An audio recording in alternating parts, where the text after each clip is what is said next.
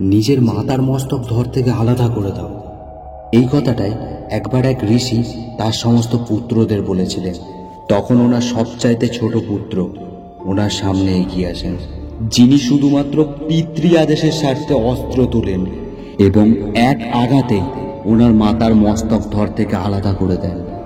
এই কাহিনী হলো এক পিতৃভক্ত যোদ্ধার, যার ভয়ে সমগ্র সংসার জর্জরিত ছিল, যিনি হলেন ভগবান শ্রীহরি বিষ্ণুর ষষ্ঠ অবতার পরশুরাম।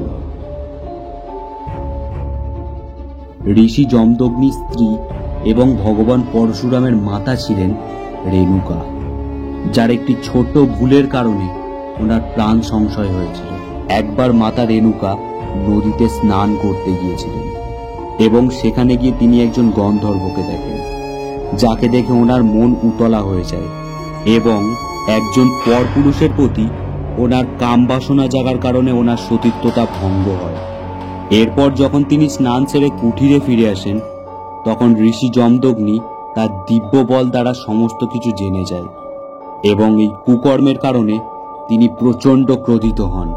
তাই তিনি তার সমস্ত পুত্রদের আদেশ করেন যে তারা যেন তার মাতার মস্তক ধর থেকে আলাদা করে দেয়। তখন এক এক করে ওনার সমস্ত পুত্ররা মাতৃহত্যার পাপের ভাগীদার হওয়ার ভয়ে সকলে ওনাকে নাকচ করে দেন। এরপর পালা আসে ওনার সব থেকে ছোট পুত্রের, অর্থাৎ পরশুরামের। ওনাকে ভগবান শিব একটি দৈবিক শক্তিযুক্ত পরশু উপহার দিয়েছিলেন, কিন্তু কে জানত এই পরশুর প্রহার প্রথম তার মাতার ওপরেই হবে। আসলে ওনার পিতার ক্রোধ এতটাই ভয়ানক ছিল যে নিমিষের মধ্যে ওনার সমস্ত পরিবার শেষ হয়ে যেত। তাই তিনি ওনার পিতার ক্রোধ শান্ত করার জন্য ওনার মাতাকে হত্যা করেন। কিন্তু তবে এর পরেও ওনার পিতার ক্রোধ শান্ত হয়নি। তিনি তখন পরশুরামকে আবারও আদেশ করেন এক এক করে ওনার প্রত্যেকটি ভাইয়ের মস্তক ছেদন করতে।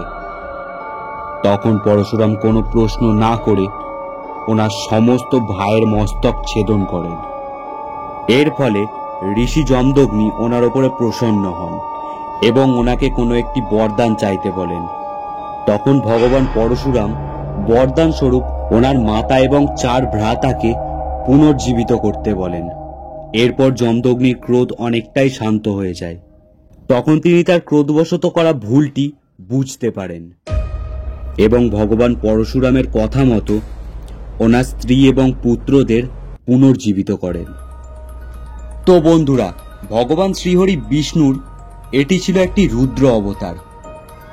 এর পাশাপাশি ভগবান শ্রীহরি বিষ্ণুর আরও একটি রুদ্র অবতার আছে, যিনি হলেন ভগবান নৃসিংহদেব, যাকে নিয়ে আমরা পরবর্তী একটি পর্বে আলোচনা করব। তোমরা যদি আমার এই ভিডিওটাকে পছন্দ করে থাকো তাহলে প্লিজ লাইক, কমেন্ট, শেয়ার করো এবং যারা যারা আমার চ্যানেলে নতুন আছো তারা প্লিজ চ্যানেলটাকে সাবস্ক্রাইব করে নাও।